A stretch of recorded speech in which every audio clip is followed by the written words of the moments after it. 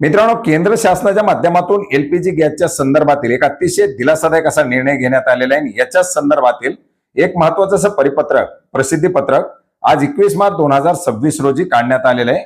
ज्याच्यामुळे restaurant, hotel, औद्योगिक canteen, अन्न प्रक्रिया युनिट, सामुदायिक स्वयंपाकघर आणि अनुदानित अन्न विक्री केंद्र यासारख्या प्रमुख क्षेत्रासाठी 20% वाढीव एलपीजी गॅस उपलब्ध करून देण्यासाठी मंजुरी देण्यात आलेली आहे।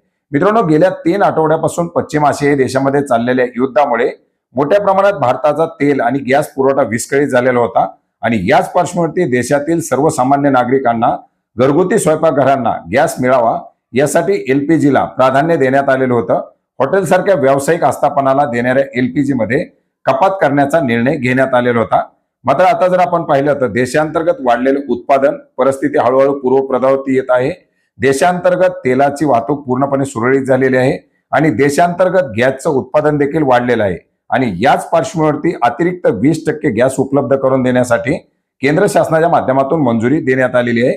आज 21 मार्च 2026 पासून शासनाच्या माध्यमातून रेस्टॉरंट, हॉटेल, औद्योगिक कॅन्टीन, अन्न प्रक्रिया युनिट, सामुदायिक स्वयंपाकघर, अनुदानित अन्न विक्री केंद्र यासारख्या प्रमुख क्षेत्रासाठी 20% वाढीव गॅस देण्याची मंजुरी दिलेली आहे। एकंदरीत आता 50% पर्यंत ही मर्यादा पूर्ववत गेलेली आहे।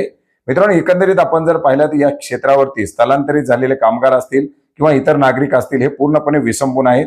औद्योगिक कॅन्टीन ह्या देखील महत्वाच्या आहेत आणि या सर्वांच्या पार्श्वभूमीवरती पुन्हा एकदा गॅस पुरवठा सुरळीत होऊ लागल्यामुळे एक थोडासा दिलासा मिळणार आहे। धन्यवाद।